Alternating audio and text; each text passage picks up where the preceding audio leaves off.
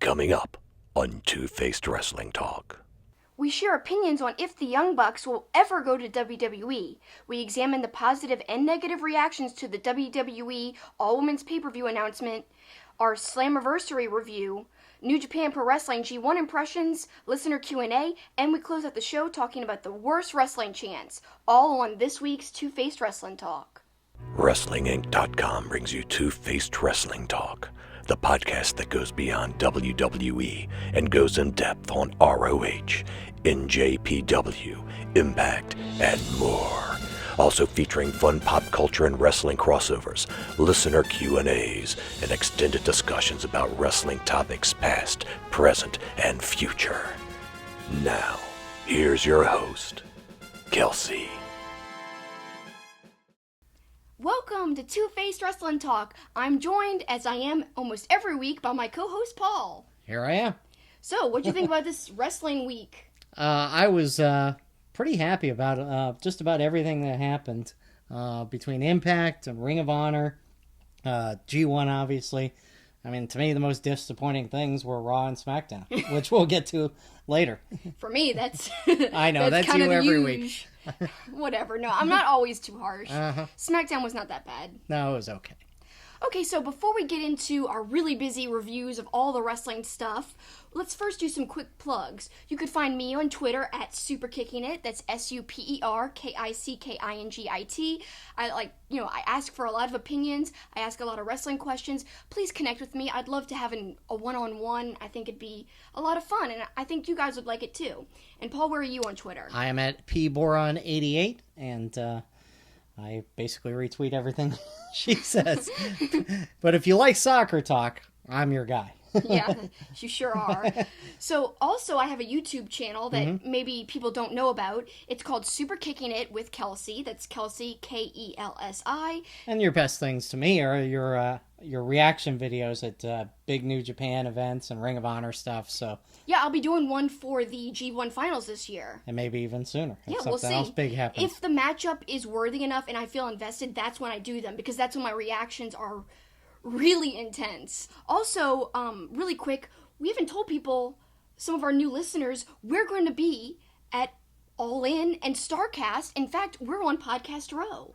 So if you guys are going to be at StarCast, make sure you stop by on Podcast Row on Saturday. That's Saturday, the day before All In. So come say hi to us. Interact with us. We'll be interviewing lots of people, and a lot of that content we'll be bringing to WrestlingInc.com. So look out for that. I think it's going to be a really fun time. I'm excited. Yeah, it's going to be a huge weekend of action. It's obviously a significant event because of what it means for independent wrestling, and we're happy to be a part of it. And of course, if you want to follow the show, we are at Two-Faced Pod. That's TWOFACEDPOD. And of course, there's twofacedpod.com that directs you to everywhere you can listen to the show, watch the show, and get an idea of what we are all about. All right, that's enough plugs, but let's get right into this crazy week of wrestling, starting with kind of a buzzworthy topic. Everyone's talking about Impact and Slammiversary. Lots of positive reviews out there.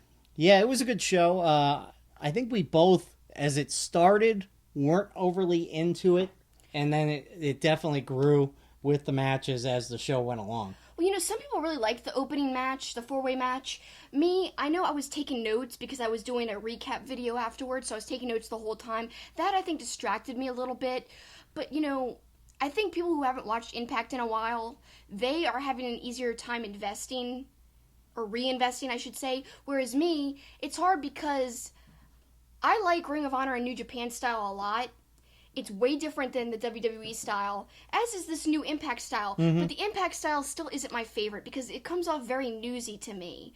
I can't really put my finger on it exactly, but it's just the way it's lit, the way it's presented, the video packages. Some of the production stuff isn't my favorite, but the match quality was great, especially when we got, further along into the pay-per-view, the later matches. Like, we'll talk about our favorite matches to close out this segment, but, man, there were some good, really hardcore ones, like the Eddie Edwards one, the 5150 street fight.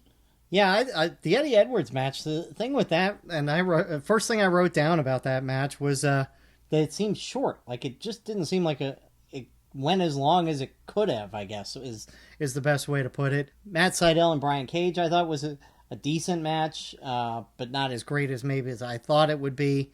Yeah, I kind of had that, I think, escalated in my head because Brian Cage can fly for such a really big guy, and so he didn't do too much of that. Plus, we had that weird, odd finish with the missed shooting star press. Not just missed, but like, something went amiss, and then that's how the pin happened right after Brian Cage finished him. I'm mixed on that because I think it was a really good job by Matt Sydal. I think he made it look like a botch when it wasn't a botch. But to do it that well, to make it look like a botch, where you're like, wow, did he just mess that up? But then you see the replay, and it was intentional. So a good job by Matt Sydal. Just the finish left a lot, I think, to be desired for me personally. Mm-hmm. I liked the way the missed shooting star looked, but just I wish it was more kind of crazy, the ending. Yeah. Just a bigger ending, I think. So anything else stick out to you? What do you think about the feel of the product and the look of the product? Like, I've made my qualms known many episodes of this podcast. I've been talking about how I don't like kind of the newsy feel, as I just said a few seconds ago. It's just, I don't know, I wish I could describe it better, but it's just something that has no words. It's just a feeling and just a way that it's portrayed. Well, from the wrestling perspective, it's certainly, and this show in particular, is starting to take on an ECW feel from the wrestling, and that's the Don Callis influence, probably. A lot of blood, a lot of crazy, violent spots. The 5150 match, to me, was the match of the night. Even better to me than Sami Callihan and Pentagon. I really liked the LAX OGs match. I mean, I thought it was tremendous. The Sami Callihan match versus Pentagon was kind of sometimes almost cringeworthy. Yeah, but that's what made it so great. Yeah, it was. No, and the story was wonderful too. Right, and I'm not saying it in any. I mean, I'm saying the LAX match was 1, and Sami and Pentagon was 1A. They were both awesome matches, but if I had to pick one, I just really liked the LAX match a lot. Yeah, and I actually have to agree with you about the ECW feel, and I like that. Mm-hmm. I'm not criticizing that feel, because that's the feel that they should go with, but it's that compared to the stark difference of like a newsy portrayal that they kind of do with some of their video packages and their announcing. And I love Don Callis, so it's not him, it's just something about the way they come off. I know you kind of had a few problems with him constantly pushing the product. I mean, commentators are supposed to do that, but he was doing it in a different way. It was look, I get that they want to, they felt like they maybe had some new viewers, which I question how many new viewers are plunking down $40 if they don't know what Impact is already about. And Don Callis over and over with the self-promotion. This is what you get in Impact that you don't get anywhere else. Blah, blah, blah. Once, maybe twice, but I mean, he did it once or twice in the first 5 minutes of the show. That's and it true. was 4 or 5 times overall. That was the only thing that turned me off is like, all right, we get it. We paid the $40 to watch it. It's because we want to see the Impact Wrestling. So you don't need to keep telling us what you are. We know what you are. Yeah, that's true. I mean, I didn't like that either. And that's part of the problem, I think, is the way they portray themselves when they're not doing matches, when they're not just doing video packages about the matches.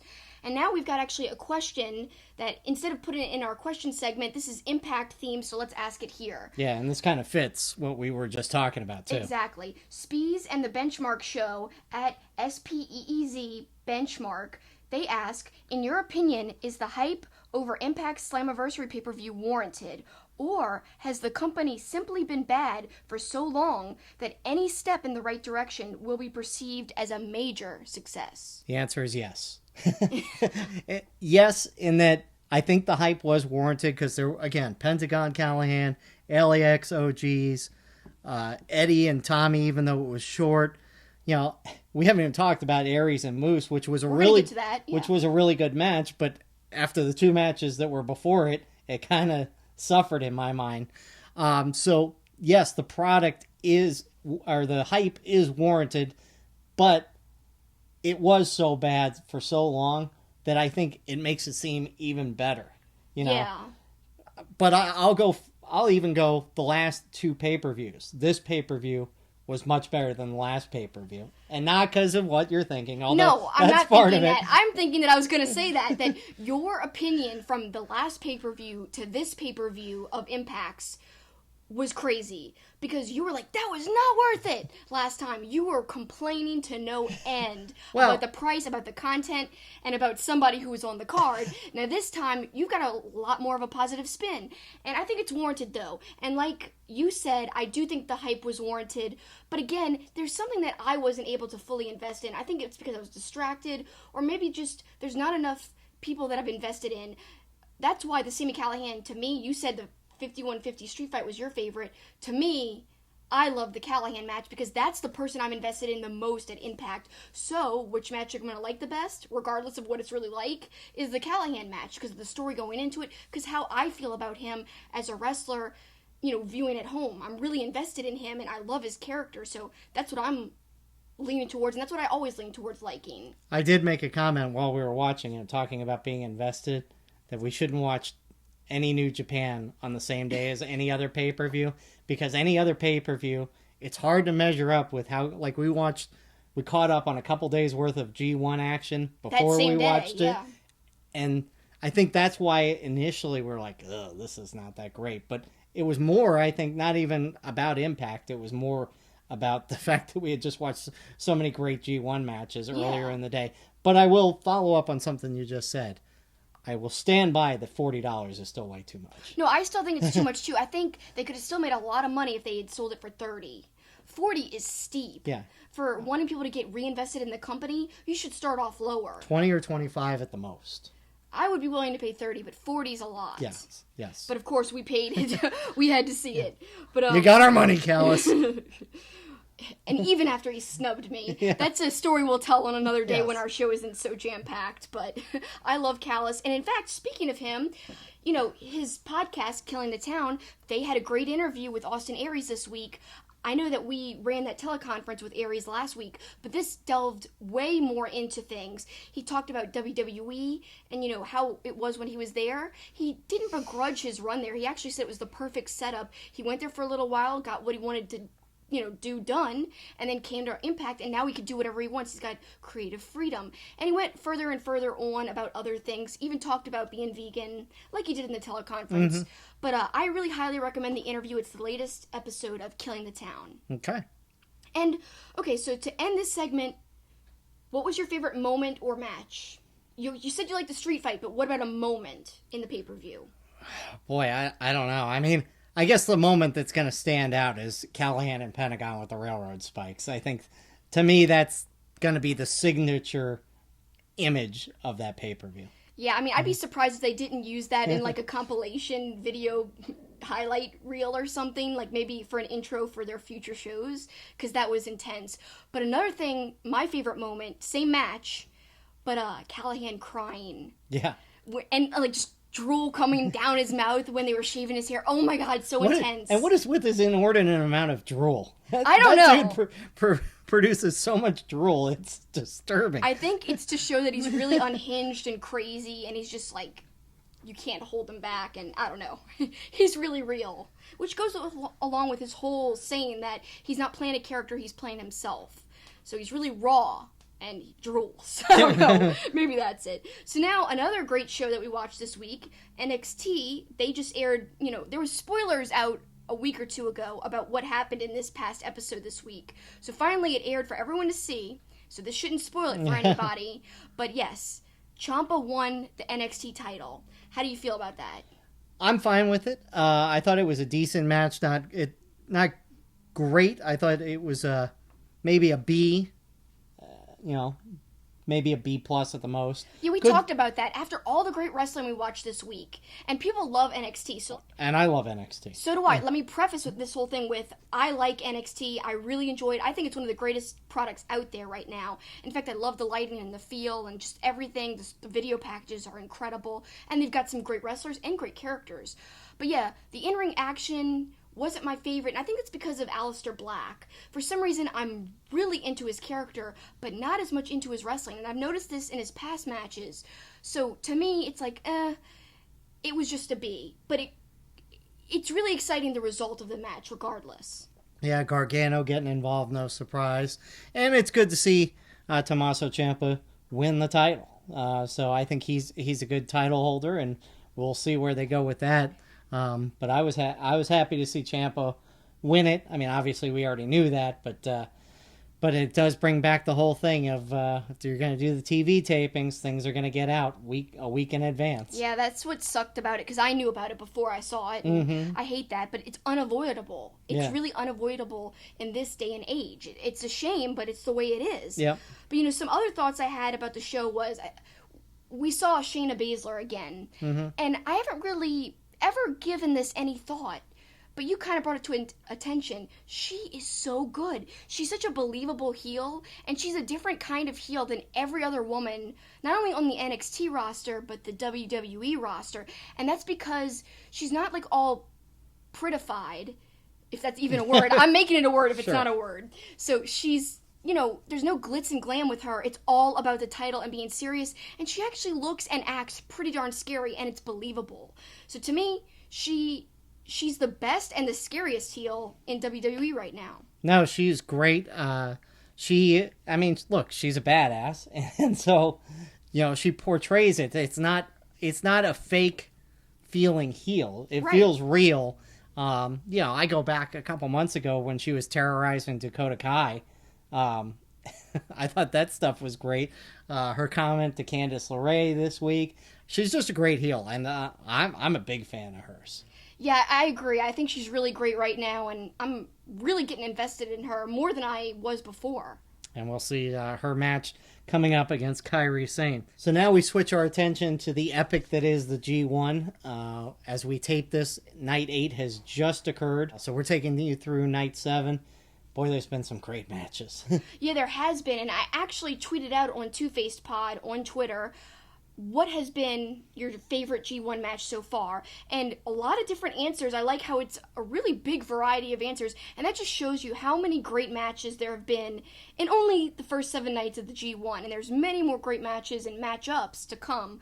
So it's been tiring, but totally worth it, because the product that the G1 yields is just great. It always kind of yields some really fantastic matches. So Amy O at Phoenix NJPW says, Naito and Kenny were just fantastic. Also, Yano and Ibushi, and Sonata and Zack Sabre Jr. You asked for one. That is way too hard.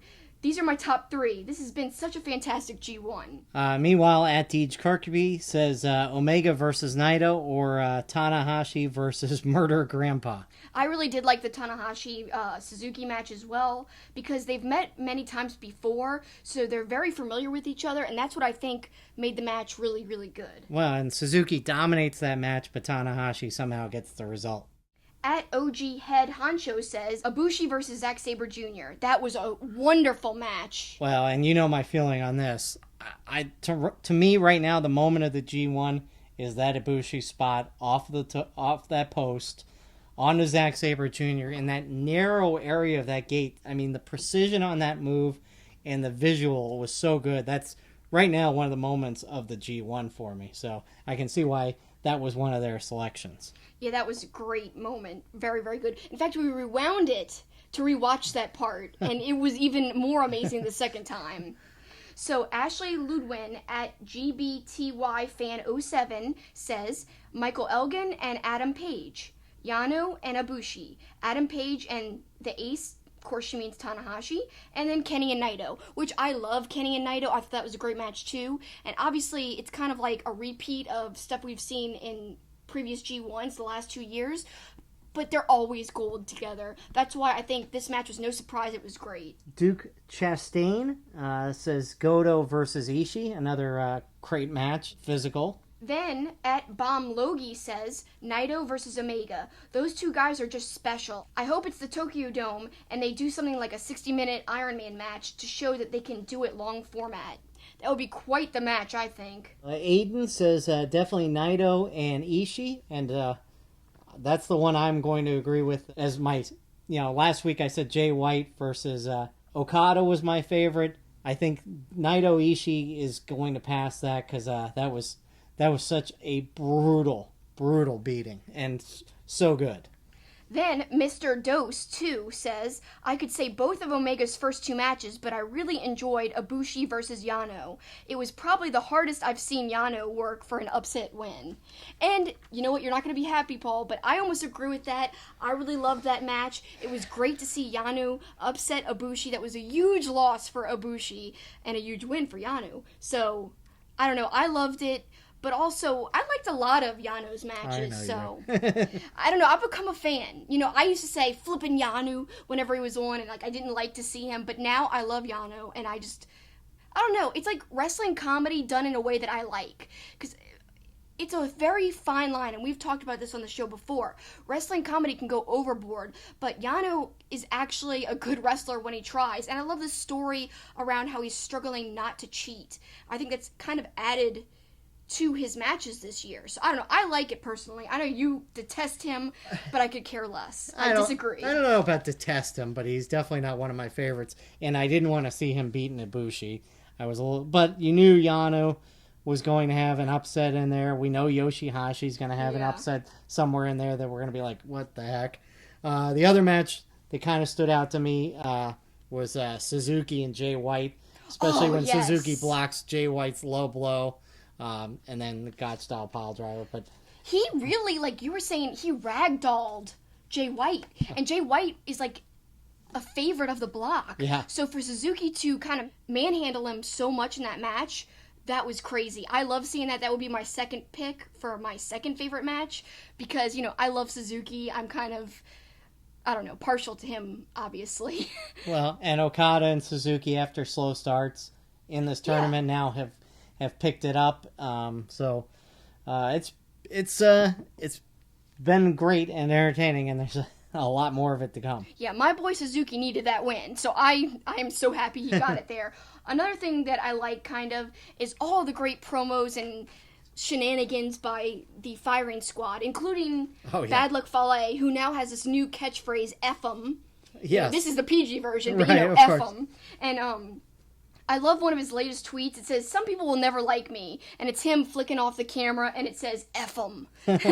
Or hashtag F 'em. So it's like, it's his mantra now. He's got that shirt, which I want so bad. I know that sounds absurd. And another funny kind of note is that I did like a highlight video of all the results of the G1 of the first 7 nights.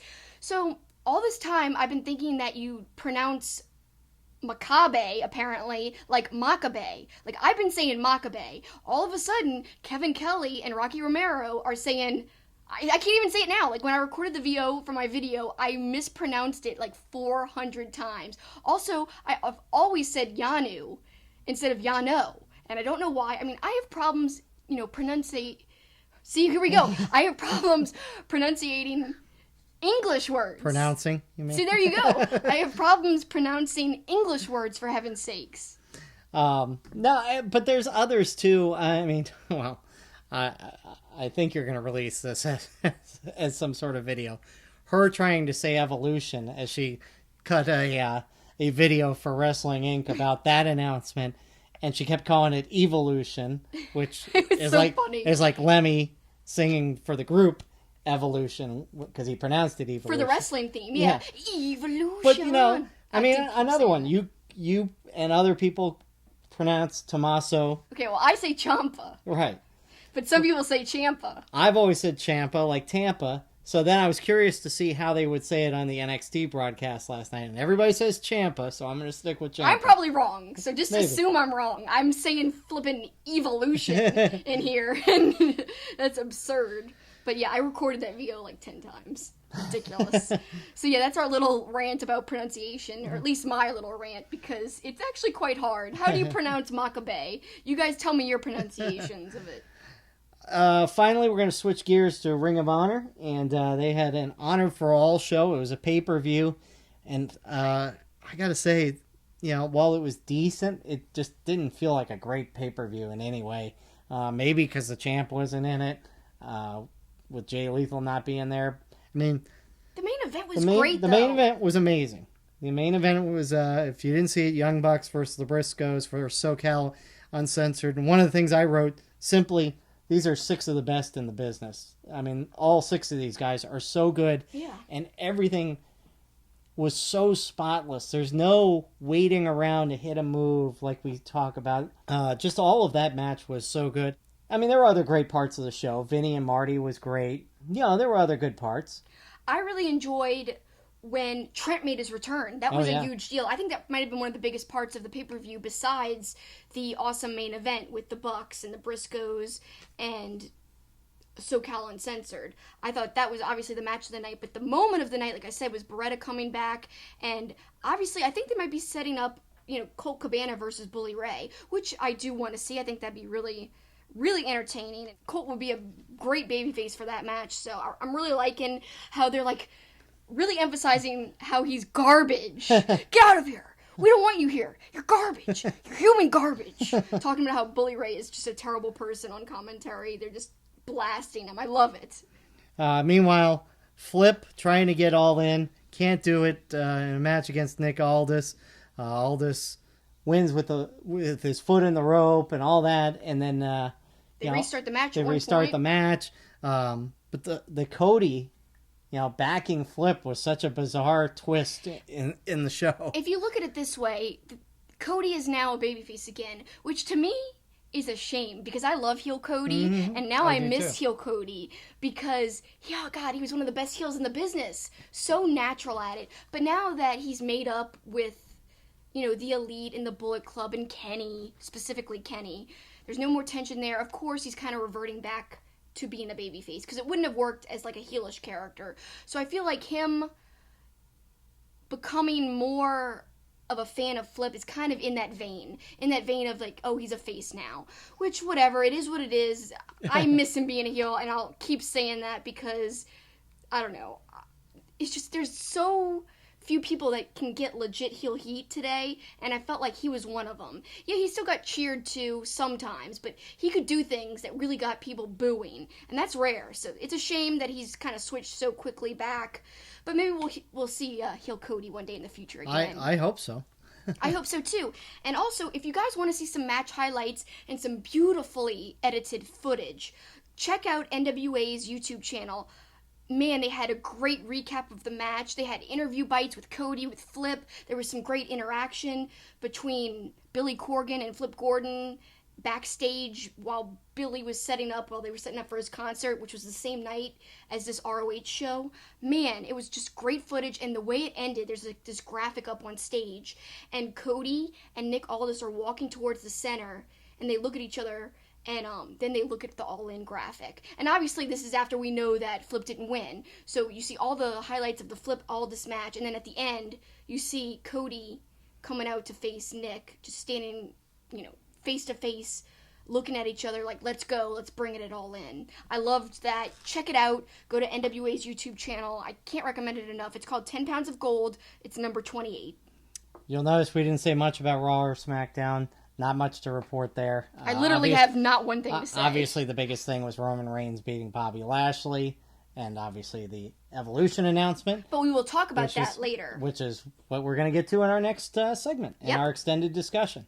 Yeah, and since we've never done an extended discussion on Wrestling Inc. yet, basically, we talked about last week, our name comes from, it's inspired by Batman, the animated series, the character of Two-Face, who flips a coin. That's what our logo's kind of based on, the half-and-half design of Two-Face, but also it's a circle because of Two-Face's coin. So, keeping with that theme, we named our extended discussion segment Heads and Tails. So guys, stay tuned, because Heads and Tails is next. St. Arnold Brewing Company, located in Houston, is Texas' oldest craft brewery. Their goal is to brew world-class beers and deliver them to their customers as fresh as possible, making them the best beers in Texas and Louisiana. Their customers are beer lovers, people that appreciate great, full-flavored beers. So whether you're enjoying an Art Car IPA or a smooth-drinking lawnmower, look for St. Arnold beers throughout Louisiana and Texas. Welcome back to Two-Face Wrestling Talk, and it's time for our extended discussion. It's time for Heads and Tails.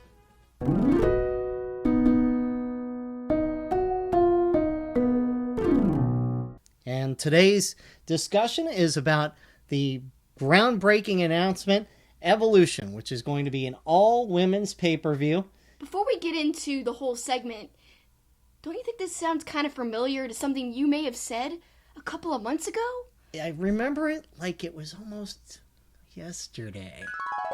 Because women aren't allowed to wrestle in Saudi Arabia, so they're not going to be a part of the show. And I think that really it kind of runs counter to what the WWE's whole women's revolution or evolution is all about. And so now they're not even going to be on the show. Now, some forward thinking would be, okay, if they can't be there, how about making Fastlane an all women's pay-per-view? Put both titles on the line. Maybe that's where the Bayley-Sasha Banks feud comes to a head, and that's the main event.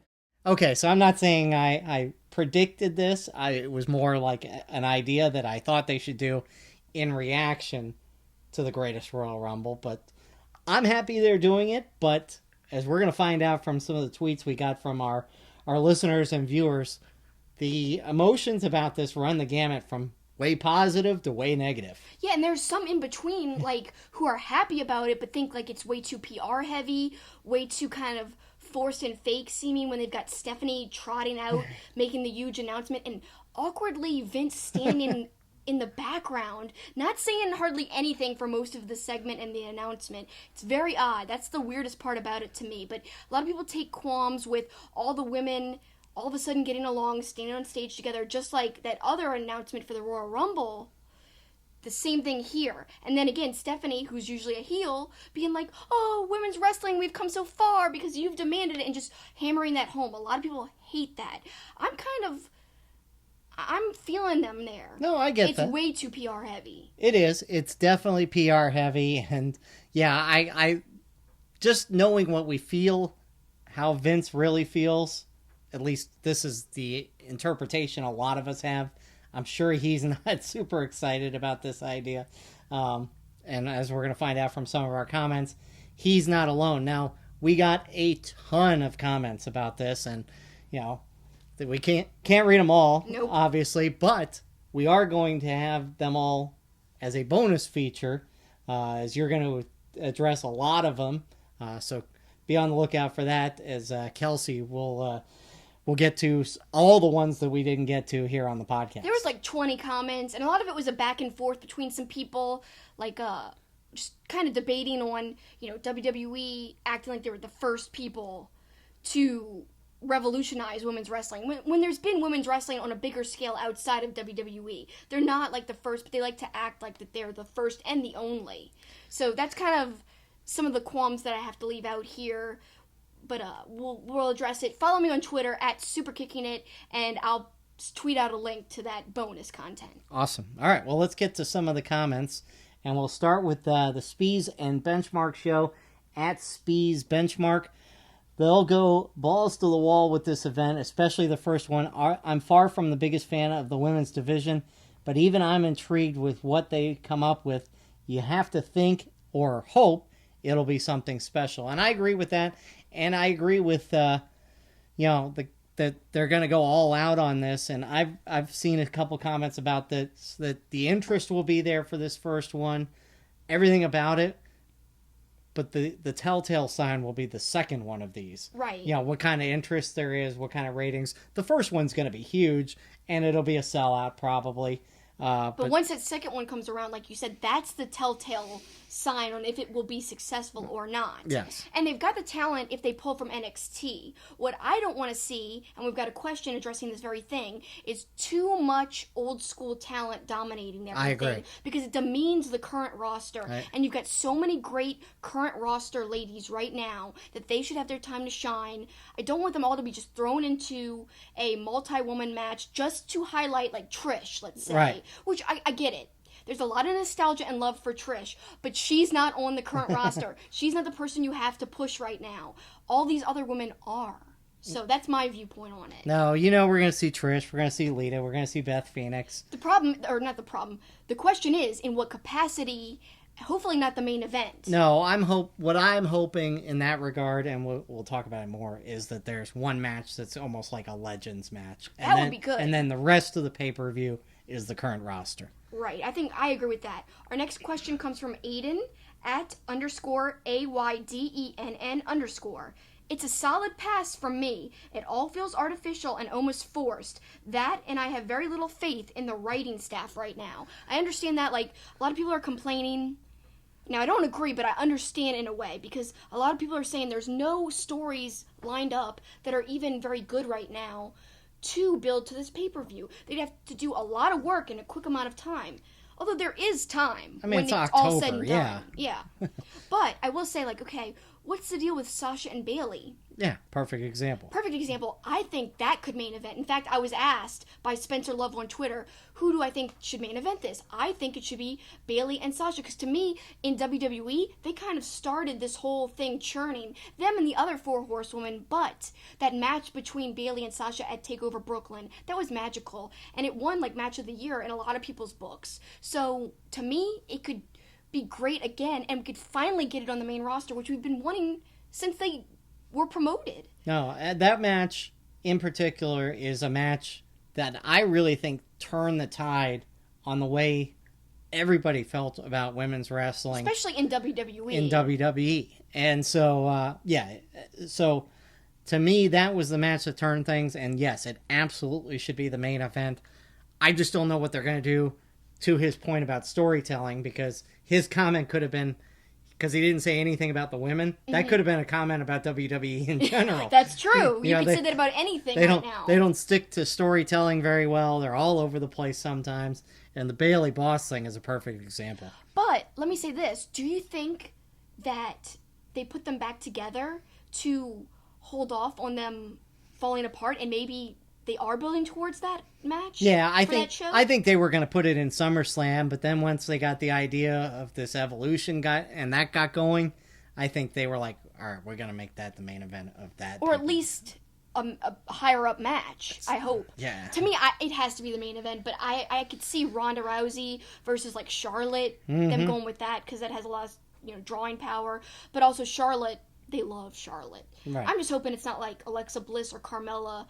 They might not even be champions by then, but No. we don't know. No. I'm not knocking them. I'm just saying main event quality for such a historic thing. I think it should be, one of the women who have pioneered this change in WWE. Absolutely. Yeah. So now we go on to... At the 7WF, we watch every pay-per-view and have for like 20-something straight years, and won't miss this one either.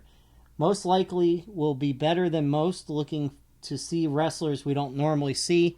That's cool as hell. Very good point. Harry Wrestling Fan at HAIRY Wrestling. There have been over 110 all-male WWE pay-per-views since the mid-'80s.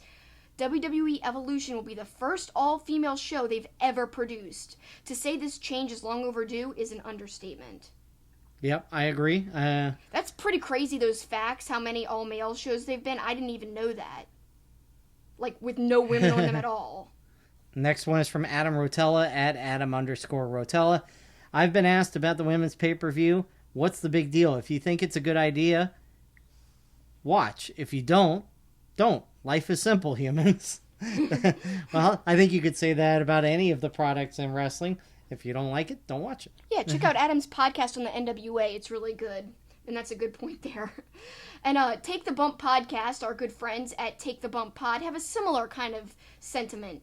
If all the women's pay-per-view is good, I'll be the first one to say so. If it's bad, I'll be the first one to say so. I make no judgments until I see the event itself. I think that's as fair as I can be. I agree. I mean, if you're a WWE fan and you're going to watch pay-per-views anyways on the network, watch it. And if you don't like it, voice your opinion. Just like we do, every pay-per-view. Like the last pay-per-view we didn't think was that overly exciting. Right? Yeah, right. So it's not like all the WWE pay-per-views are gold anyway. So next one is from at Deej Kirkby. My view on the women's pay-per-view is, firstly, it's great the WWE women are getting this recognition. My gripe with it is the rhetoric that WWE are pioneering women's wrestling. In reality, they are way behind the likes of Impact and Ring of Honor. And my only comment I want to say on this is, yes, Ring of Honor, prominently pushed women's wrestling before, but they lacked a women's championship belt, which to me kind of, I don't know, it portrayed it not as seriously. No, it was like a sideshow almost. Not a side. I mean, it was still good, but them having a title now is a big step forward. So yes, I do think that Impact was far ahead of WWE with pushing their women more seriously. But Ring of Honor, they've gotten more serious recently, I think, since they've added that title. That was important. It's funny, though. I will say this. WWE, of course, was making about their women being sexy and stupid jello fights and pillow fights and all that stuff. Now it's all more serious wrestling, which is great. Impact is the same way. But the Impact still borders that line of what WWE used to be. Don Callis' creepy comments about their outfits and, the way some of them are dressed is still not, we're not completely into this golden era where it's all about the wrestling, for sure. Yeah, I have to agree, and this kind of brings me to a hot take I have in wrestling. Everyone's always asking, what's your hot take? In fact, that's a question we have in our question and answer segment. My hot take, and this might be controversial, because I know there's a lot of guys watching this, and there's nothing wrong with, sensuality and sexuality in wrestling in a way. I still think it should be about the wrestling, because the men aren't overly sexual. I know it's a male audience, so why would they be like that? But you're pushing women's wrestling as being serious, as them being athletes, but still there's photo shoots that are really bordering on the line of overtly sexual, hypocritical in a way. They keep preaching we've come so far, and all this other stuff. And they're also trying to encourage young women athletes to become wrestlers and to stay in sports. But sports is more about, wearing revealing clothing and kind of just being overtly sexual. And that's they still kind of border on the line of that, I think, sometimes. Yes and no, but I look, that's sports in general. I can give you examples in golf where they try to sexualize, some of the women, and they have sexy calendars and stuff like that, and tennis and stuff. But do you think they make the women? Do you think they make the women be in the calendars? Do you think the company? So WWE is a company. To be a WWE superstar, as a woman, I'll probably have to wear revealing clothing. I'll probably have to be in photo shoots. You can't just say no. Wow. Also, my point that I didn't mention is that they encourage implants. That's another thing. It's so well documented. I know that they don't force people to get implants. That would be extreme. But they highly suggest it. Brie Bella used to say how she was kind of pressured and also, asked, don't you want implants? But she never got them. Obviously, Nikki did. They're twins. They don't look like twins in that regard. Or now they do more so because she had a baby. But still, that to me is wrong. That's so wrong. I agree. I don't know. The women might have wanted them anyway. I can understand that. But it's a fine line, and they are walking a fine line. And yes, it might happen in all of sports, but I feel like WWE, it's almost like an expectation. To whereas, if a golfer or a basketball player or, a tennis player, if they want to be in the calendar, they'll be in the calendar. They say no. They're, independent freelancers almost. The wrestlers under WWE are not, or maybe Impact even too, but I'm sure Impact, they might have more of an opportunity to say no. I don't know. A lot of women like to be like that. They like to feel sexy, but I don't think it should be a blanket statement, a blanket thing. I'm just saying, I think it's a prerequisite to go there, and that's kind of uncool. Let's move on. A few more comments. Okay, so Darth Vapor at Metal_2006, he says, I'm flippin' happy for the women of WWE. They flippin' deserve it. I guess he's taking a cue from me and all my flippin' references. But to make it sound like it's never been done before, F off. They see how well the indies are doing now. They want to capitalize on it. They are, in my opinion, only doing it because of the Greatest Royal Rumble. Well, again, I agree. I think it goes back to what we played earlier in this segment. Yep, and Deej Kirkby has, the similar sentiment. Again, he pipes in saying, yes, this is WWE capitalizing on the popularity of women's wrestling. The sad thing is that Shimmer, Glow, and the like took the risk of pushing women's wrestling into the forefront, and big, bad WWE will swoop in and take all the plaudits, advertising, and money. Now, I will say, I feel like WWE was pushing before Glow came out. I think, I guess he means the original Glow. Yes, he does mean the original Glow. I understand what he's saying now. I thought he meant the TV show that's so huge now. But yeah, I see what he's saying now. I didn't realize that he's probably talking about the original. But yeah, they took a lot more risk, especially Shimmer, which is an all-women's company. So I can see his point there. And the PR is a little much for even me. So that I agree with. But I will also pile on that comment too. While these other promotions do exist and have been out there before WWE, let's be honest, WWE is the major leagues as far as promotion and eyeballs and all that. So it is a big step for them to do this because of who they are. Yeah, and some people did actually comment in the bonus comments. You'll see a lot of people were taking that stance too. Well, like, a lot of people equate WWE with wrestling, like, period. WWE is wrestling. So in that case scenario, it is a huge deal. Like, and it is. 95% of people don't even know what Shimmer is. So. True, right. That is true. All right, good guy Dave at Dave Pozevsky adds this. The WWE just announced an all-women's pay-per-view. What do you think of this announcement? Do you think it will be successful? How will it affect the WWE and the future of women's wrestling as a whole? Well, again, I think this first one is going to do great. No matter what the lead-up is to it, it's going to do great. They're going to throw everything into this. Yeah. We'll just have to see on the second one and the third one how it goes from there.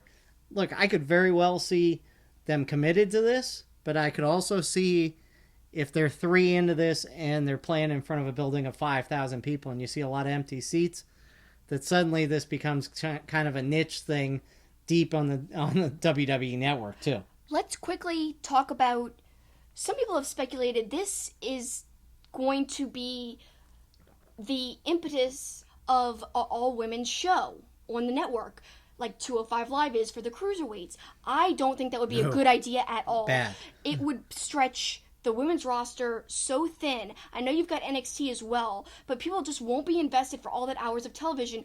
Where 205 Live is different is that you don't really see the cruiserweights very much on Raw or SmackDown anymore. However, the women would still be expected to be on Raw and SmackDown. So how would that shake out? It would be so much more wrestling for them to do, and people would just, I think, get oversaturated with it. And oversaturated with wrestling, period. There's already so much on the network. Like, I don't even watch 205 Live, even though I've heard it's great. Yeah, we've It's just not talked enough about time. we've talked about that in the past, and the way they handled 205 Live. If they were to do that with the women's division, it'd be a huge mistake. But it's getting better now, though. Let's add that. A lot of people are liking it now and thinking it's great wrestling. But still in a big arena after SmackDown, the crowd's and dead. the crowd's not into it. And I think if they were to do that, say after Raw, for an all-women's show, I think the same problem would exist. I think so too, actually. And I kind of referenced this question a little bit earlier, but at Exist in Crisis asks, will WWE spotlight the current talent or just push the legends to the main event? I don't think they'll put the legends in the main event. I'm hoping they'll be smart and just have a legends match, whether it's a 6-woman tag or whatever. I don't want it to be a battle royal. Now let's go that direction too. I don't want to see every legend in a battle royal, but Lita and Trish Stratus and some of the other big names, Beth Phoenix, put them in a match or two maybe, but don't let it take away from the current roster. Our good friend Graham, actually, he was asking, because he doesn't know New Japan like we do, so he was genuinely asking, doesn't New Japan not have any women wrestling? Like, how does that relate to what WWE's doing? And is there a reason behind the New Japan thing?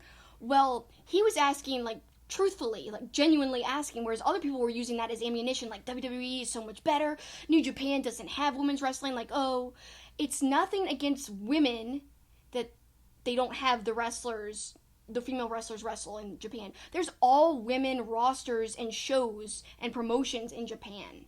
And that's why New Japan has historically been all male, but there's been many historic all women promotions. So there really is no need to have both.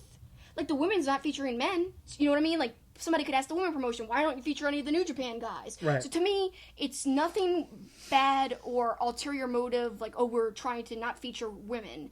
I think it's just the way it is. It's a historical thing, how it's always been done there.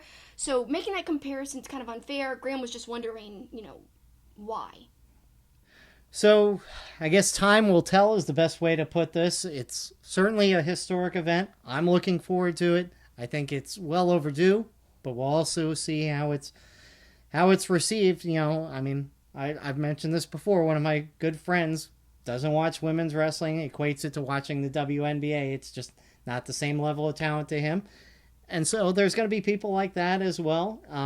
I'm excited about it. I'm excited to see what they do with it, but I'm also excited to see how well it's received. I just hope it does well and makes a good first impression because, as a woman wrestling fan and a woman wrestling podcaster, it's kind of cool that the women are taking this big jump. It's a historical thing, and I just want it to do well. Because, yes, it's been done in other promotions, but for WWE, I thought they were years away from doing an all-women show. We talked about it, like we showed earlier, like a few months ago, but, I really honestly thought that they were years away because of the way WWE backstage is. So this is a huge step for WWE, and I'm really excited to see what they're going to do. Please let it be good. Yes, please.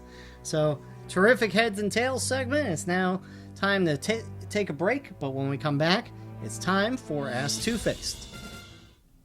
Our awesome wrestling logo is by artist Eric Hodson. You could check him out at erichodson.storeenvy.com, where he has tons of other wrestling artwork.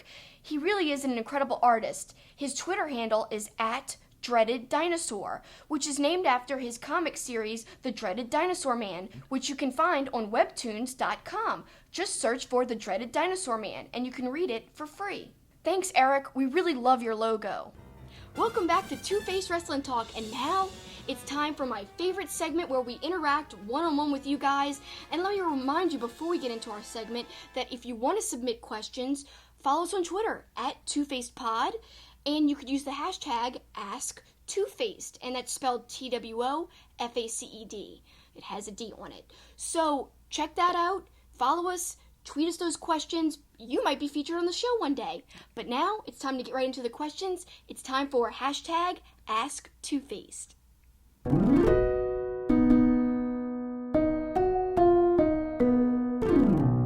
Our first question comes from @Dalton'sAccount0. Who do you think had the most disappointing World Championship title reign in WWE history? Well, I went back and looked almost to the early 80s, and there aren't a lot of bad champions. There are no David Arquettes that WWE trotted out as champions. Don't be so mean to Arquette. Awful. But yeah, the championship reign wasn't good. Really, I mean, there aren't a lot of names that you would say aren't deserving champions. So I'm actually not going back very far, and I'm going to go to Jinder Mahal. And it's not even that he wasn't a good champion. It was that it was just so out of nowhere. Like a month earlier, he was basically like a jobber. And then all of a sudden, he's in the main event and winning the title. So I think that was a questionable one for me. Let me play devil's advocate. Do you think winning it elevated him as a heel character? Or not really? Oh, yeah. Yeah, I think so. So maybe it was a good thing after all. But yeah, not as fun as a viewer to see him as champ. And he's not a great wrestler. He's gotten better. But that, I mean, to me, that was as disappointing or surprising, I guess, a champion as we've had in recent years, for sure. Yeah, and I'm going to go with, also not that, much in the past, Alberto Del Rio, because I'm not a huge fan of him as a wrestler, as a personality, and he kind of seems to be kind of like a crummy human being. We've seen kind of from all the stories in the tabloids and falling out with Impact, the mean things he tweeted, just scandals left and right. But beyond that, he just doesn't excite me as a wrestler and never has. So I'm picking him. No, he never has. When he showed up in Ring of Honor for a little while, and he seemingly is wearing out his welcome in all these places too. But yeah, I've never been a huge fan either. Next one is from @DSmooth210. When will Finn Balor ever get his Universal title rematch opportunity that hasn't been granted to him? Also, will he ever use the demon gimmick at SummerSlam? Well, I am so tired of saying the same thing, but it needs to be said. Finn Balor really should have more opportunities, and he's not even my favorite wrestler. Like, there's like this little faction of people online who are actually kind of anti-Finn Balor. Mm-hmm. They're not really into him as a wrestler. I like him, and I love the demon character, but they haven't shown that in so long. And he's really not doing much ever since he got injured. He just hasn't been pushed the same way. And that's unfortunate. And I don't know if we'll ever see his rematch. Yeah, it's weird. It's first of all, yeah, shouldn't he get a rematch at some point for sure? But second, it's almost like he's being punished because he got hurt. You know? Like, I mean, they thought enough of him to make him the first Universal Champion. I'd be curious to know what was going on backstage, how long a title run he was going to have before he got hurt. Was he only going to have it a couple months? You know, the way they think of him now, that's kind of what you would think. But at the time, where they think, okay, this guy could be our champion for a year or so. It's like, you know, I know Vince doesn't really like littler guys. Yeah. But especially after he got hurt, that was kind of like the nail in the coffin. Like, well, you know, that's why I don't like giving it to smaller guys, because they tend to get hurt easier, and they're not like the look I want anyway. And once he moved on, you know, he really didn't need to come back that direction, even when Finn returned. So I don't know, it's unfortunate, but I don't know, I don't know how Finn's going to continue from here. I really hate seeing and hearing Baron Corbin just make fun of his height. It's such a lazy heel tactic and a lazy heel card that they're playing. Like, come on. We've already seen this with Big Cass. Right. It's like he just did it. And I know he's not with the company anymore. It's like they're recycling the storyline with Finn and Corbin. It's stupid. I don't like it. Let's move on. You know, Finn's a great wrestler, and let's have this feud be about something other than his height.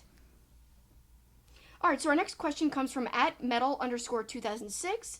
Get off my lawn with Paul. And the topic is the top 3 things that bother him with the state of wrestling in all promotions. And let me remind our new listeners or viewers that we have this ranting segment we sometimes do, and it's called Get Off My Lawn, where Paul says all these grumpy things he doesn't like, or maybe he has like an old school approach to some things in wrestling.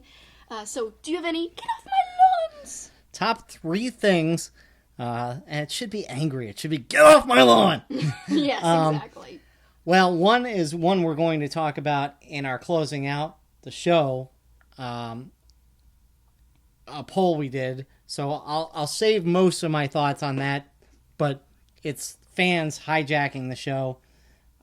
I'm all for everybody having fun. But when the fans try to take over the product, or like in the example of the Iron Man match between Dolph and Seth, the stupid countdown with the clock and all, you know, it's just, you know, if you're that bored, don't go there. If you got to entertain yourself, so that would be one. I would say, I guess, I wish WWE would let the wrestlers have more freedom so they don't have to be like New Japan, because New Japan, it's crazy. They couldn't. WWE's schedule is so crazy, they couldn't wrestle like they wrestle in New Japan night after night.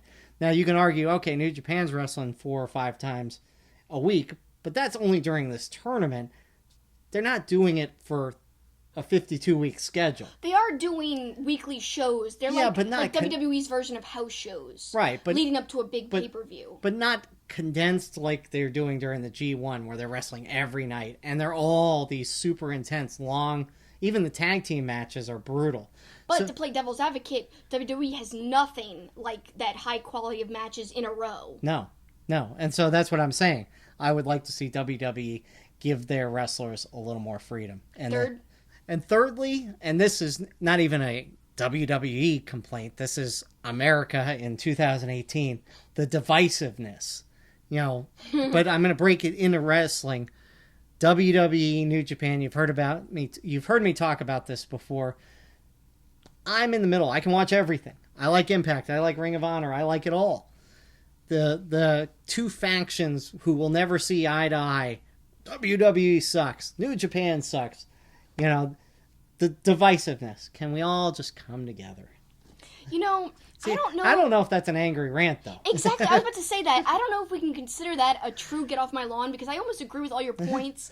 And although I bash WWE, let me add, I still say when it's good. So I might be on the, it sucks sometimes. I like how you're always defensive about this. Like, I'm talking about you. It feels like you are. I think you know you have a guilty conscience and that you are an elitist. Somewhat. I am an elitist in a way. But I can still recognize when WWE is good. All right, so our next question is at Jason_Span. What do you think Ring of Honor and New Japan have to do to get to the next level? And I know what you're going to say. Yeah, I mean, it's the same answer I've said before. If you're new to the show, to me, it's simple. They've got to get a good TV package. Ring of Honor is buried on some Sinclair stations. Here in New Orleans, it's on a cable sports network. That's the case in other towns. It's not in a consistent place. So Ring of Honor has got to find a way to get a good TV deal. And I think New Japan, too, because not everybody has DirecTV and has access. So I don't like access. Yeah. I don't like the way New Japan is presented on access, so Right. I'd be all for them getting a better deal. So I've said I would love to see NBC Sports Network, CBS Sports Network, one of those. The CBS Sports Network is filling their schedule with random stuff anyways, whether it's, outdoor lacrosse to other What's stuff. that weird ball thing? What channel was that on? That was ESPN, wasn't it? I think it was. I don't even remember. Spike ball. Yeah. Weird. So, look, there's a place for it, and it can be on a national TV network. It's just got to be in a consistent place, I think, to take the next step. If there's a slot for Spike Ball, there's got to be a slot somewhere for Ring of Honor. You would think. Or New Japan. So, next question. From @Deej Kirkby, what is your current hot take in wrestling? Well, I already said mine earlier, and I'm sticking with that. Some people might disagree. Obviously, there's a lot of male viewers listening to us, a lot of male viewers watching wrestling who would defend, but we would love that. Well, of course you do. But if you're going to be all PR heavy and promoting women's wrestling, and we're so pro-women, and we're for the advancement of athletes, and strictly thinking of them as athletes, then you're kind of being a little hypocritical. Since I did just do 3 things on Get Off My Lawn, I think you could pick any of those 3 as my hot take. But since I came up with the poll that we're going to go with, I'm going to stick with the fan thing. Okay, that's a good one.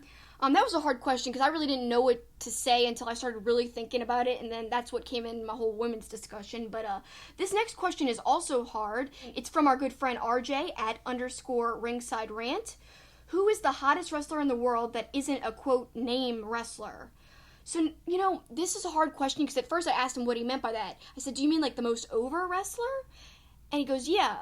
And I'm like, well, who isn't a, quote, name? Because if the question was phrased, who is the most underrated wrestler who isn't a name, I would say Speedball Mike Bailey.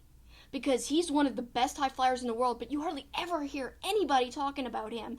And it's because, I think a large part that he can't come to the United States because he's got all these visa issues and he's like banned from working here for quite a while, I think for another year or two. But if the question was, phrased that way, I could have said that. Otherwise, I honestly have no idea because what do you consider to be a name? Like, is Matt Riddle a name? Is Zack Sabre Jr. a name? I guess before Keith Lee was recruited to NXT, I would have said Keith Lee. But even then, I don't know how many people know him yet. Or like Jeff Cobb, maybe I could say. Yeah. I don't know. Who would you say? I mean, is Punishment Martinez a big name? Because I think he's not a big name, so I guess you could say him. I guess. But he's not the hottest. He's not the most Right. over. He's not so who's the most popular guy? I view it as a house.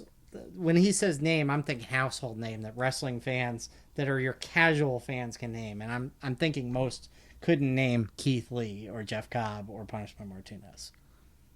But so then they wouldn't be. So they are the most over, but they're not a name. That's what you're saying. Yes. Okay. Yes. They're super over. Also, by the way, I mentioned Matt Riddle. There's rumors, I don't know if I told you, about him going to WWE. Yep. How is he going to change his lifestyle? You obviously can't smoke there. I don't know what's going on. I don't know. People are excited. Honestly, I don't know how to feel And is about Vince going to let him wrestle barefoot? He's got to wrestle barefoot. I don't know. They made Rusev stop wrestling barefoot. Because he broke his foot, didn't he? Oh, I hope they don't make him wrestle with I think shoes that's on. That's going to be an interesting thing to see if he does. He would lose a lot. Because that's like part of his aura. Yeah, I agree. I think that would be a huge mistake. Second part of his question, do you think WWE could ever make 60-minute draw work ever again? Well, they couldn't make that Iron Man match work in the sense that the crowd wasn't into it. So how is the crowd going to be into a 60-minute match? I mean, the counting down was atrocious. And we'll talk more about chants, including that, in our closing out the show. But I don't think it could work in this day and age in WWE, the way things are booked, the way the stories are told. I just don't think it could be done right now. No, I agree. This is another question we don't really quite know the answer to, but we'll try to address it. We'll it'll give us a good excuse to plug our appearance at StarCast. So Michael Berry Sr. at Michael Berry Sr., he asks, what are your plans for StarCast? What guests will be on the show? Honestly, we don't know. There's still a lot of stuff up in the air about StarCast. I know a dream guest of mine, I said this before, Macaulay Culkin, because randomly he's going to be at StarCast. He's going to have like a panel, and I'm a huge fan of Home Alone. So we did a Home Alone themed pop culture segment a couple of weeks ago. We will have our pop culture wrestling segment back again in the future soon. But check out some of our past episodes to see that Home Alone one. It's great. But StarCast, I know we're going to do some collabs. We're going to be working with our friends from View from the Top Rope. I know that Heels and Quads are going to be there. That's another great podcast. New Age Insiders, some of my favorite people, are going to be there. I hope I could do something with them.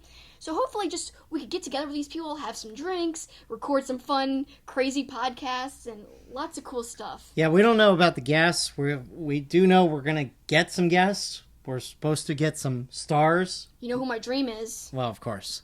The Young Bucks. Of course. And we're going to talk about them in a second. Of course. But will it happen? I don't know. I'm very scared that it won't because I've been dying to get this interview. I'm such a huge fan. It's like it has to happen. Guys, come on.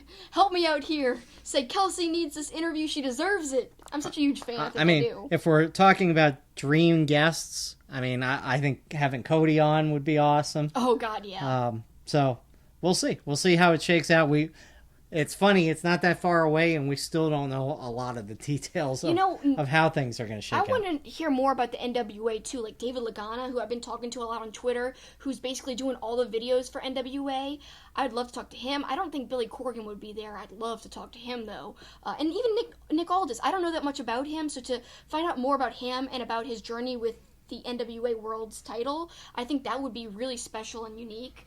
And I want to go for things that are different. Everyone's going to be interviewing people. We want to come up with different questions, and we want to have like some different people. So no matter what we're going to bring you, you can be assured that it will be unique. We'll work really hard to try to put a different spin on things. That you can be sure of. All right, so Take the Bump Pod is next.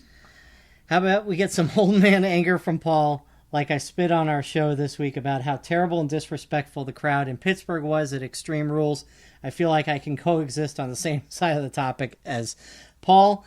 Yes, you can. This is unusual for you guys. Y'all are always on opposite sides. No, again, like I said earlier, I don't understand why people, feel the need to, hijack the show. And so I'm with him, Yeah, it was really just... They gave you a main event that you should have wanted. Right. And that a lot of people were asking for.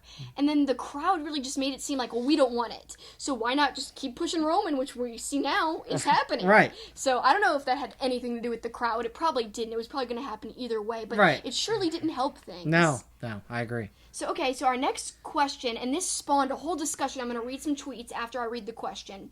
It's from Smart Mark Apparel at Smart Clothing, and they're great. Check them out on Twitter. Will the Young Bucks ever go to WWE? And I'm very passionate about this, but let's get your answer first. I've said this before. I think Kenny Omega is more likely to go than the Young Bucks because there's just not an emphasis in the tag team division in WWE. So will the Young Bucks eventually test those waters? I think they probably will, but they're not going to get to do what they do, whereas I think Kenny Omega could, be a big star in WWE. I am going to say I'm bracing myself that they will eventually go, even for a little while. And I think a little while is the only way it would really be a complete success, because people complain now, and they say, well, the Bucks should go to WWE because they've done everything there is to do outside of WWE. I disagree, because obviously with this All-In thing, the sky's the limit. Not only did they do the first ever largest independent show ever with All-In, but also the Hot Topic merch deal, unheard of. Being the first non-WWE wrestlers to have Funko Pops, unheard of. All this stuff, they keep breaking down the barriers and the walls of what independent wrestlers are supposed to be able to do on their own without the machine backing them. I think that's very special about them. There's only very few people in wrestling as a whole, across all promotions, who could do that. The Young Bucks are two of those people, and they're very rare. How cool would it be if they were the only tag team, the only wrestlers to never really go. Because, eventually, almost everyone has gone. Like, we'll hear in some of our comments, people are saying all about this type of stuff. Like, Sting went, for instance. It's just, to me, it would be such a legendary thing if they didn't go. And I don't think they need WWE. No. And to take the other side of the coin, so if you think they've done everything they can do outside of WWE, once they get into WWE, how long before they've done everything they could do there? Right. A lot less time. Win both tag belts. They don't want to separate, so the singles titles are off the table. They've said many times they don't want to separate, so that's why I'm making that assumption, but I'm pretty sure it's correct. How much can they do besides that? Besides just winning each brand tag belts? That's it. Well, there's only like 8 good tag teams in WWE. I know, I mean, in the matchups itself, it's going to run out. They could go through those in no time, so... Let's read some of our examples now, because people had great things to say. Darth Vapor says, especially with the success of All In, why would they go to WWE that tried to sue them for the Too Sweet and the crotch chop?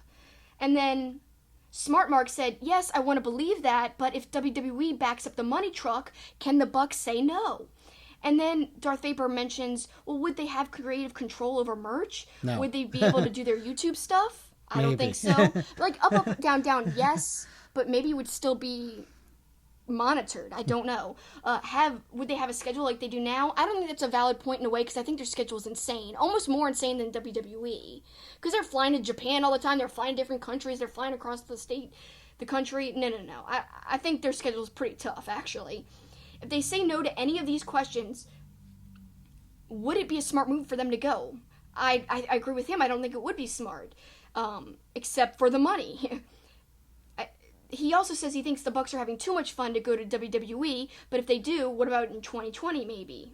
Like, the next set of contracts that are up, not this one coming up in January. And then, Smart Mark Apparel says, well, maybe they'll go and give it a year and then go back to the indies and maybe even open up their own promotion. Then Deej Kirkby chimes in, they probably would get input on merch, but not at the level they do now. I'd assume they'd get the 5% deal that Rousey has, but 5% of a deal with WWE would be worth more than a 50% deal with Pro Wrestling Tees. Good point there.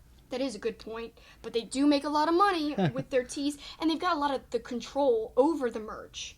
Deej Kirkby goes on to say he could see the Bucks in WWE. He wants it to happen only because he wants there to be no doubt that they are among the best teams ever. To cement that, they have to do it on the biggest stage, and that's WWE. And a lot of people argue that they're not the best tag team in the world. They've never been to the big leagues, quote. Yeah, and I can see that point. If they go there and they win belts there, I mean, then they probably do cement themselves as the greatest tag team ever. And then other people were saying, but what about them being the first to say no to going? That's also legendary in a way, but you're still not getting that huge exposure on the same level. I understand that. Then, people are bringing up the Hot Topic deal. What about that? And then Deej Kirkby says, well, the licensing deals WWE has will more than make up for what they're losing. While the Hot Topic deal is massive, being on 7-Eleven advertising, for example, and all the products WWE will license and churn out will be more, and it will cover all the money that they made from the Hot Topic deal. That's a good point there, too. The real question, Smart Mark Apparel says, can you see the Bucks lasting in WWE? And like I said, they're going to run out of things to do. And I said, I don't think they will last in terms of popularity and, like, doing well on the card, but by no fault of the Young Bucks. Like, it's, the company...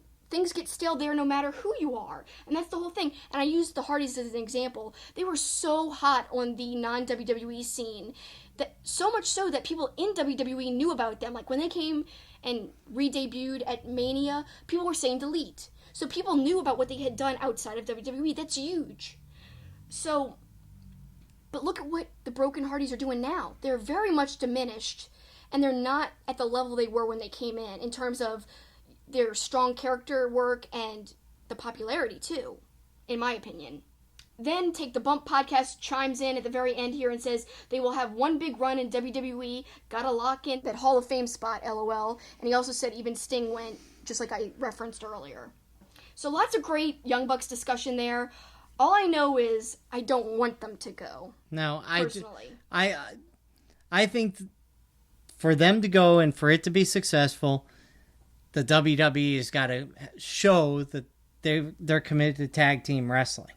You know, I've said this before. There should only be one tag team belt, and it rotates among the shows because there's just too few tag teams. I mean, how many times have the Usos taken on the New Day? Too many times is the answer. You know, I mean, the Bludgeon Brothers have pretty much already knocked those guys out. You know, I mean, it's just, there just needs to be one tag team title. Just like I think there should only be one women's title. Me too. And there needs to be more competition. Then you could just have a deeper pool of different matches, and you wouldn't get the same things. And I think that would be more appealing to the Young Bucks. I mean, just take SmackDown right now. Say the Young Bucks beat the Bludgeon Brothers, the Usos, the New Day, and Sheamus and Cesaro. Okay, then what? You know, I know. That's what worries me. Then they face them again, you know? Yep. So, and you could, I know the argument is, look, they've faced the Briscoe brothers a million times too. But they still have those outside avenues to do different things. Mm-hmm. Whereas in WWE, that would be limited to what WWE wants them to do. Exactly. So, it's an interesting discussion. It'll probably happen, I think. But, No! No! Well, anyway, let's move on. Thank you guys so much for your questions. We really appreciated it. Lots of questions this week.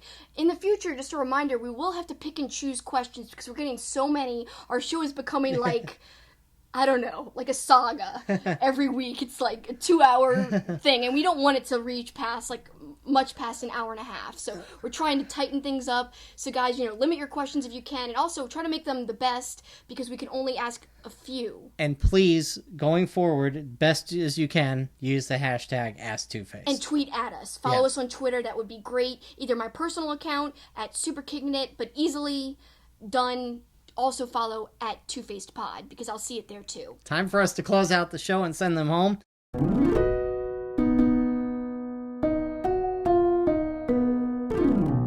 And Kelsi, we're going to kind of do a dual sending them home because of a poll that we released earlier this week that was very, very well received. It was. We got lots of votes, a total of 272 votes over 2 days.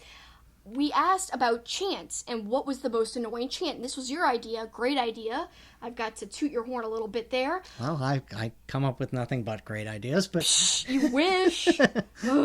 Anyway, most annoying fan chant. And these are only a few that came to our minds. We gave people the option to say other if they don't like our 3 choices. So what? You effed up, or sweet after a 2 count, which is really getting annoying. At first I liked it, but now it's in all promotions. It's too prominent. I really don't like it. And again, I said we allowed people to say other things if they didn't agree with those 3 options. And the too sweet is the impetus, second time that word's been used in the podcast, for this poll. When I was watching, I turned to you. I don't even know which promotion we were watching. Me neither. And I don't even think it was a promotion that the Bullet Club was in. But the too sweet after every 2 count, and I just was like, oh, enough. Yeah. And so that got me thinking about some of the annoying chants from the crowd.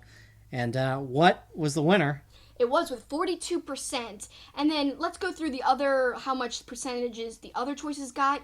You effed up finished last with only 10% of votes, which I found to be surprising. Now, people might not think it's annoying. I just think it's disrespectful more so. But that would be my choice, I guess, because it's just so disrespectful. There's a lot of chants that annoy me, but that one just really is not right.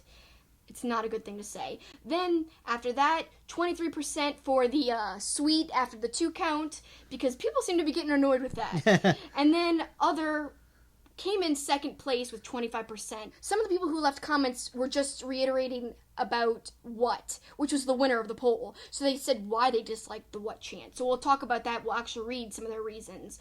But let's go through some of the other choices people said. At Barry Potter said the endless 10 chants during a ref's count, it completely takes away from the match and turns what can be a dramatic moment into an annoyance. Then a few people said CM Punk. First, who said CM Punk? MJ Hart. He says, he's not coming back, guys. Get over it. Yeah, several on CM Punk. At Mr. Warren Hayes. It's unquestionably CM Punk. The rare occasions where it still pops up nowadays are especially annoying. Yeah, just like, it doesn't make sense. And it really takes away from the wrestlers what they're trying to do in the ring. And here's somebody who's specifically talking about the incident that just happened at 406 Yeti 10-9-8-7-6-5-4 during a damn Iron Man match. Yeah, it was so. At first, I didn't even know what they were doing, and then I realized it was every time they were getting to an even minute. Ridiculous. Our good friend Jody at Jody ADLE, she says she's got like the only choice of this, and it's kind of unique. She said the ECW chants get annoying after a while. ECW was awesome, but she's over it. Right. What a great point, Jody. I agree. Fight Forever. That was Zach Ulrich, 13. This one from J Curly 97. Let's go. So-and-so sucks. That gets on his nerves. I like this this little comment here by Spees Benchmark again. One of the benefits of watching New Japan, no chanting. Yes, that's for sure. One Fall, Mr. Duckin' Awesome said he hates that one with a passion. I'm with him on that one too. Yeah, I can't stand that either. Annoys the hell out of me. Our good friend from PWP Nation at Tell It Be.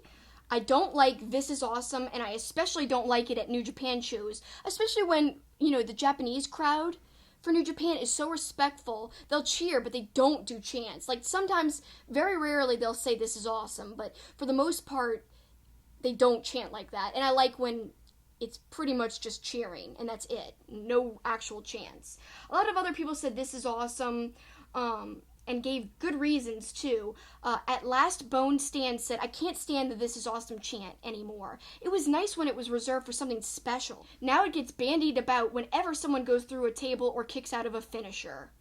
Great point there. Someone said, Wrestling Never RR said this is boring. There's some people who actually defended the what chant. So let's talk about the defense. Like, they can't believe that people think it's annoying. I don't know if they're serious or not, but at Your Real Dad 68 said, imagine thinking the what chant is annoying. Most iconic chant ever. It was when Stone Cold Steve Austin was in the ring.